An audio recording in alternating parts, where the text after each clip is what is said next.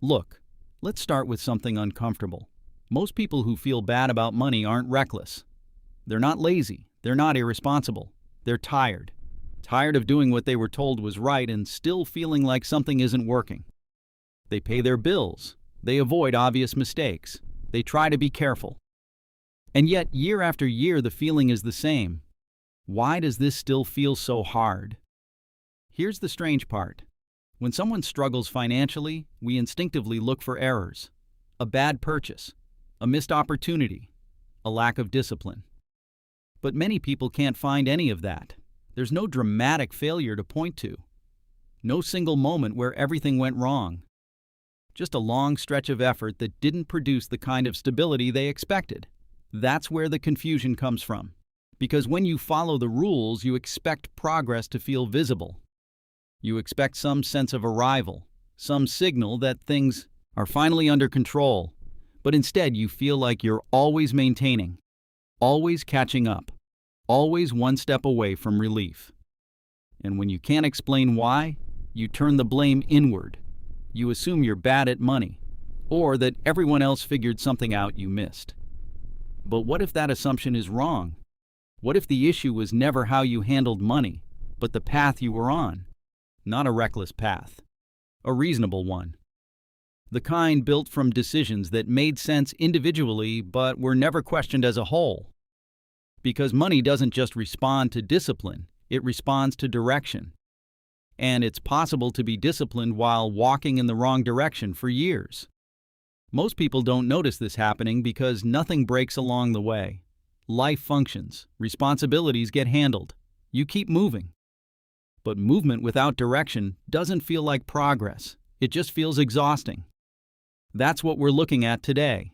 Not failure, not blame, but how someone can do everything right and still end up on the wrong financial path without ever realizing it. I'm Sheldon. I spend most of my time analyzing how ordinary financial decisions quietly decide people's futures, usually without them realizing it. Not big mistakes, not dramatic failures. The kind of decisions that look responsible in the moment and feel confusing years later. If you've ever looked at your financial life and thought, I did what I was supposed to do, so why does this still feel heavy? This isn't about motivation. It's about structure. Because most people don't end up stressed about money because they ignored reality. They end up there because they followed a path that was designed to feel safe, not one designed to lead somewhere specific. Here's the thing. Financial paths don't announce themselves. They form quietly through small choices that seem harmless on their own. And once a path is set, discipline alone won't fix it. You can work harder, budget better, be more careful. But if the direction is wrong, effort just helps you move faster in the same direction. Before we go on, tap the like button. It helps this video reach people who think the problem is them, when it usually isn't. And if this kind of analysis resonates with you, subscribe. This channel exists to help you recognize financial paths before they quietly decide decades of your life. Now let's talk about how this happens. Not through bad choices, but through a series of reasonable ones that quietly lock you into the wrong direction. The wrong path usually doesn't start with a bad decision. It starts with a reasonable sequence. You choose stability over uncertainty. You lock in commitments that feel manageable. You prioritize predictability because it reduces stress now. Each step makes sense on its own. A safer job. A fixed payment that fits the budget. A lifestyle that looks responsible from the outside. And because each decision passes the "can I afford this" test, nothing triggers reflection. That's the key. Most people evaluate money decisions locally, not directionally. They ask, does this fit my income? Is this normal for people like me? Will this reduce friction? Those are practical questions. They're not wrong, but they don't answer a more important one. Where does this sequence lead if I keep repeating it? That's how paths form. Not from one big commitment, but from many small ones that all point the same way. Over time, your financial life becomes organized around maintenance, keeping things running, protecting what you've built, avoiding disruption. Again, none of this is reckless. It's cautious. But caution has a direction too. When enough decisions are made primarily to reduce short-term stress, they tend to trade future flexibility for present comfort. And that trade is almost invisible at first. Your life still works, your bills get paid, you feel responsible, which is why the path looks right. But paths don't just reflect who you are today. They shape who you're allowed to become later. And here's the subtle trap. Once your obligations stack up, you stop choosing based on opportunity. You choose based on compatibility. Does this fit my current structure? Can my life absorb this change? Those questions quietly narrow what's possible. Not because you're afraid, but because your system doesn't tolerate much variation. So you keep reinforcing the same direction. Not because you love it, but because changing it feels expensive. This is how someone can be disciplined, careful, and hardworking, and still feel stuck. Not because they failed, but because they followed a path that optimized for safety, not arrival. To understand why almost everyone ends up on this path, even people who are smart and intentional, we need to look at the psychology that makes it feel like the obvious choice. This path isn't chosen because people are afraid of money. It's chosen because people are afraid of instability.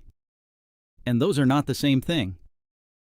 Early in adult life, uncertainty feels expensive, emotionally, mentally, socially. So when someone finds a way to reduce it, they cling to it. A stable paycheck, predictable expenses, commitments that make life feel organized. Your brain rewards that feeling immediately. Stress goes down. Anxiety quiets. You feel like you're on track. That relief is powerful. And once you experience it, your decision-making changes. Instead of asking, what builds the best future? You start asking, what keeps things from falling apart? Those are very different questions.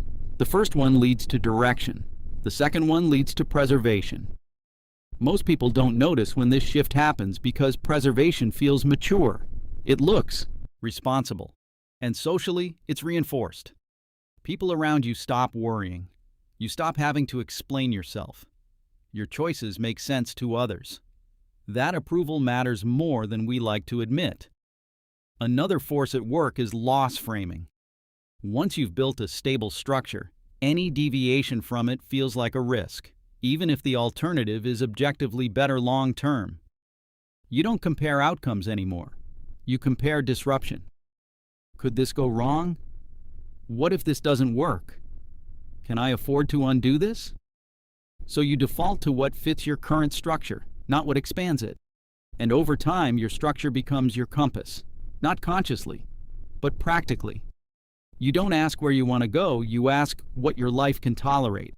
That's how the wrong path maintains itself, not through fear, through logic applied in the wrong direction.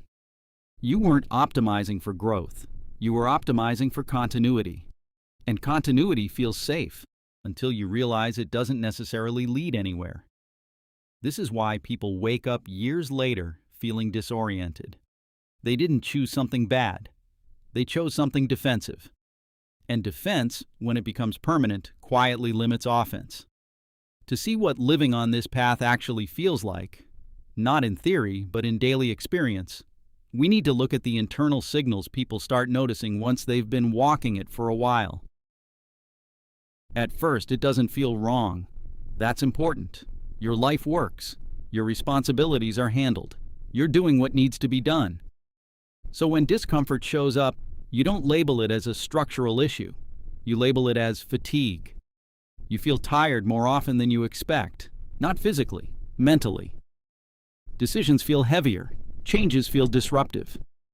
Even good opportunities come with hesitation. You tell yourself that's just adulthood, but there's a pattern underneath that explanation. You notice that relief never really arrives. A raise helps, briefly. A bonus feels nice, temporarily. Then things settle back into the same pressure. You're not falling behind, you're just not getting ahead in the way you thought you would. And that creates a quiet confusion, because you did the things that were supposed to work. You avoided obvious mistakes. You stayed responsible. You kept things stable. So why does everything still feel so tight? This is usually the moment people turn inward. They assume they're not disciplined enough, or not earning enough, or not managing things well enough. So they push harder. They optimize budgets. They cut small expenses. They try to be more efficient. But none of that changes the feeling. Because the issue isn't leakage, it's load. Your life is carrying a structure that demands consistency, but never gives anything back. And the hardest part is that the signals are subtle. There's no crisis that forces reevaluation, no failure that makes the problem obvious. Instead, there's a constant low-level vigilance.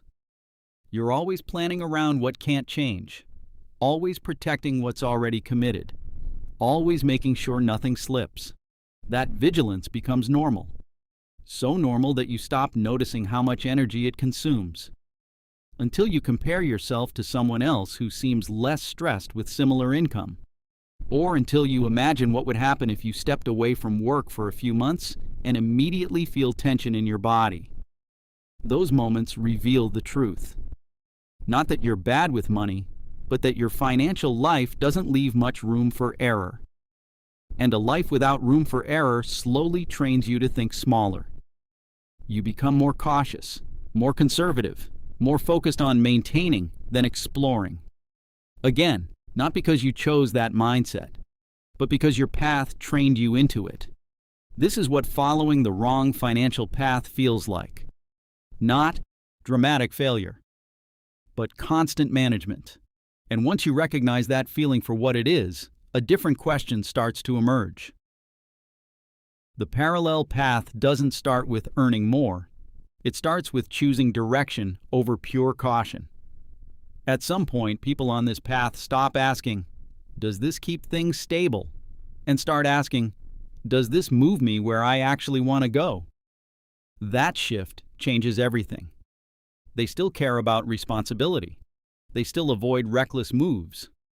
But stability stops being the goal. It becomes a constraint they manage deliberately.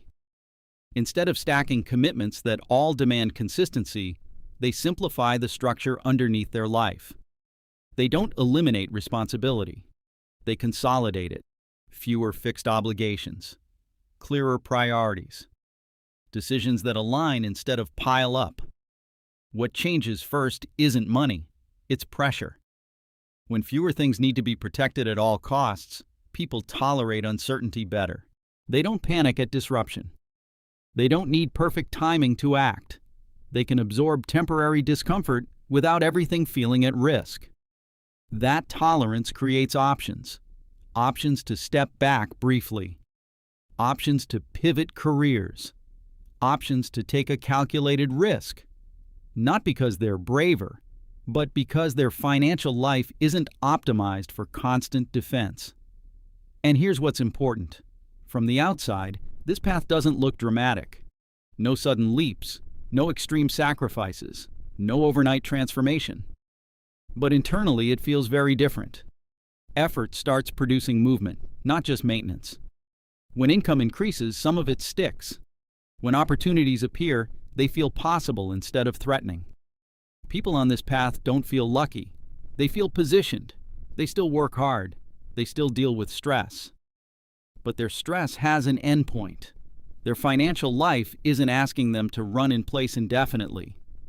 This is the real difference between the two paths. Not success versus failure, but motion versus repetition. And once you recognize that difference, the story you've been telling yourself starts to crack. Because if another path exists, one that uses effort more effectively, then the problem was never your discipline. It was the direction your discipline was applied to. Which leads to the realization most people avoid until years have already passed. Here's the realization that changes how people see their entire financial history. This wasn't a failure of discipline. It wasn't a lack of intelligence. And it definitely wasn't laziness. You didn't lose because you didn't try hard enough. You lost traction because effort was applied without direction. Most people assume that if something isn't working, they need to push harder. More control, more optimization, more restraint. But pushing harder on the wrong path doesn't create progress. it creates exhaustion. This is why the shame people feel around money is so misplaced. They look back and think, I should have known better. I should have done more. I made bad choices. But when you zoom out, that story doesn't hold. The choices were reasonable. The intentions were sound. The logic made sense at the time. What was missing wasn't responsibility. It was orientation. No one ever stopped and asked, if I keep making decisions like this for 10, 20, 30 years, what kind of life does that build? So when the outcome feels heavy, people blame themselves instead of the path. That's backwards. Because once a path is set, it quietly dictates which decisions feel allowed. It narrows options. It penalizes deviation. It rewards staying the course, even when the course isn't taking you anywhere you actually want to be. Recognizing this isn't about escaping responsibility. It's about placing responsibility where it belongs. You're accountable for your future, but you're not defective for following a map that led somewhere unintended. That distinction matters, because the moment you realize this wasn't a personal failure, something shifts. You stop trying to fix yourself and start examining the system you've been operating inside. And systems can be redesigned, paths can be adjusted, but only once you stop confusing effort with direction. Which brings us to the only question that actually matters going forward. Here's the rule that changes how you look at every financial decision from this point forward. Effort only creates progress when it's applied in the right direction.